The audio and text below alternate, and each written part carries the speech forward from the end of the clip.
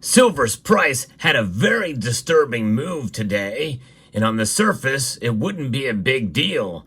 But in this video, I'll explain why, if this trend continues, silver's going to be in a world of hurt.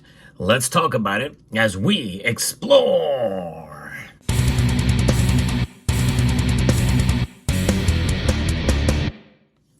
There's one thing that I've always mentioned in many videos: as much as I am bullish on silver overall, we can never underestimate the power of silver to disappoint us in terms of the markets and the price. The metal itself doesn't disappoint us, it's the price action. And many people chalk it up to manipulation, and I believe there probably is some of that happening, but we can't just blame it all on price suppression. In other words, just one side of manipulation. Manipulation works in both directions, as we have found out by the case against J.P. Morgan. But nonetheless, silver's price has moved in a downward direction. And that move itself is not all that newsworthy, but I am going to report on the markets here moments before they close. Gold is up $19.60 today. That's almost a 0.75% move to $2,670.20. That's the second day it's gone up fairly dramatically, as we are seeing more escalation of tensions in Ukraine and Russia, and more potential that other big central banks are holding and buying more gold, and this is driving up some of the prices. But silver, though, is down for the second day in a row, while gold has gone up for the second day in a row. That's a troubling trend if it continues. That's just 2 days. It's a little early the jury's still out. It's a little early yet to really make that case. But, that's just it. Gold is shining more than silver right now. Silver's down 7 cents as I record this video, down almost 0.25 percentage point to $30.83. It did get down as low as $30.61 earlier in the day. Now, a lot of that is due to the strengthening of the dollar, but platinum and palladium are up. They're defying that trend. They're moving along with gold. So what sense can we make of this madness that is before us here? Well, let's see. We've got gold up, silver down, platinum and palladium both up, but rhodium has fallen over 2%, down $100. That's the biggest move to the downside that rhodium has given us. Is that any kind of clue as to what's going on with silver? Likely not. But one other clue we can have is the dollar index, and that gives us some insight as to why silver prices are falling. As the dollar index is up fairly good today, it's now up above 107. We've not seen the dollar strength that high in quite a while. So that's just it. This is actually our saving grace. The strength of the dollar is a saving grace for silver. So why is gold defying the dollar's strength? Well, I think it's likely because of the geopolitical tensions and what's going on with central banks holding on to gold because of those tensions. Crude oil is also up. But what's troubling about silver is copper and nickel are both up. Uranium is up. And the other metals are slightly down, but only very, very slightly. So that's a little troubling. So there's a mixed bag of news here. The only savings grace for silver is the dollar, believe it or not.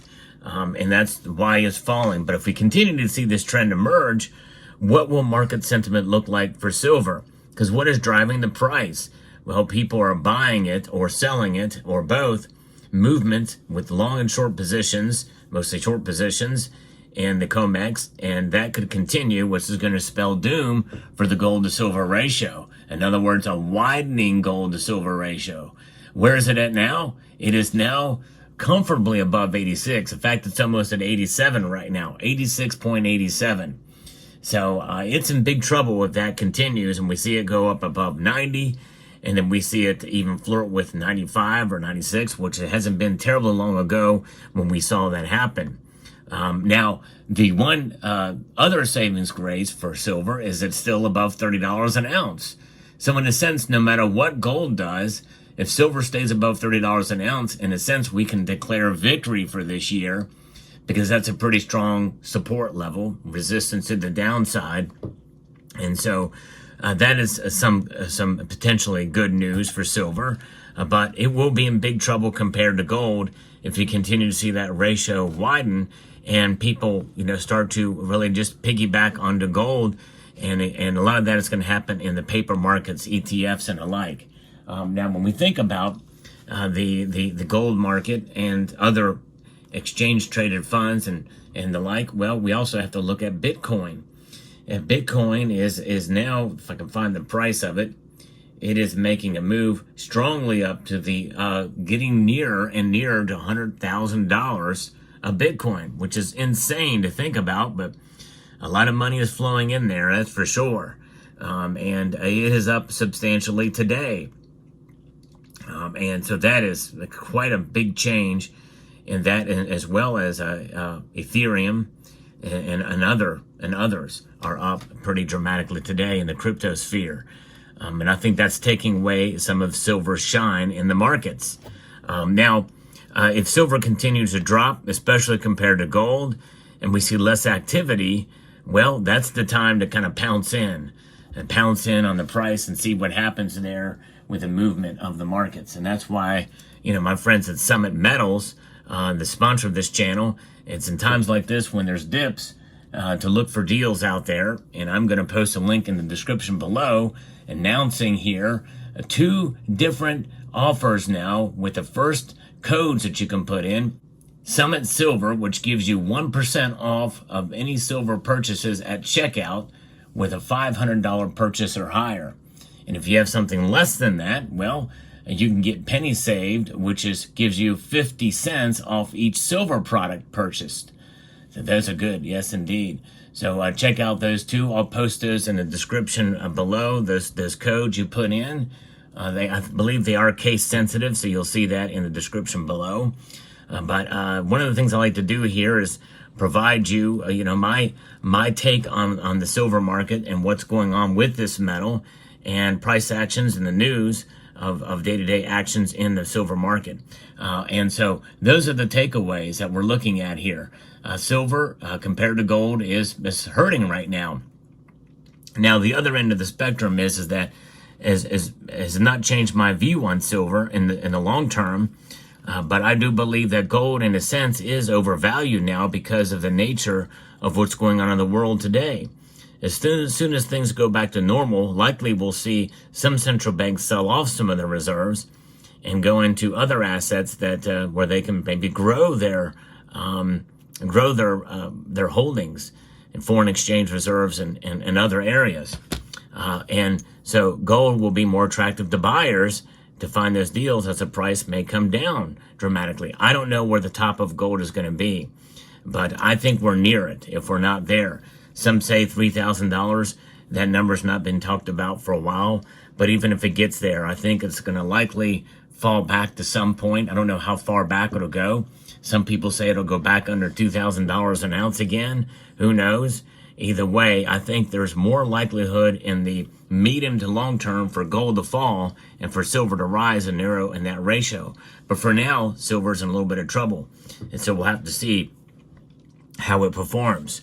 Now, again, thinking about the dollar and what it's doing to silver right now, strengthening to what it has done, the other bit of good news here is the fact that silver has not fallen by a whole lot today in comparison, and really didn't fall that much yesterday, but it is unusual for 2 days in a row that we've seen gold and silver move in the opposite directions in this way. Usually we'll see silver move up and gold move down, especially since gold is really, in a sense, kind of reached an all-time high, and consolidation is more expected there than for silver. Silver is very, very far away from its all-time high in nominal dollars, not to mention real dollars. In other words, adjusted for inflation, silver would be in the triple digits, compared to where it was, before, and when it reached an all-time high. So those are the things that we have to think about and consider when we're stacking precious metals and we're holding. There's going to be times like these when the ratio is going to widen. You're going to get discouraged, and it's understandable, but do not lose heart. Hang on for the long term, because that's what silver is about. Silver is about the long-term proposition of preserving your wealth, and also enjoying the beauty of the different varieties of silver that you can obtain, such as you see here. So there you have it. Let me know what your thoughts are in the comment section down below, and what your feelings are about silver, if this trend continues, and the long-term propositions for silver. Do not lose heart. Keep holding, keep stacking, and keep pressing on. I'd like to extend a multitude of gratitude to each and every one of you for taking the time to watch, and encourage you to please rate, share, comment, and subscribe.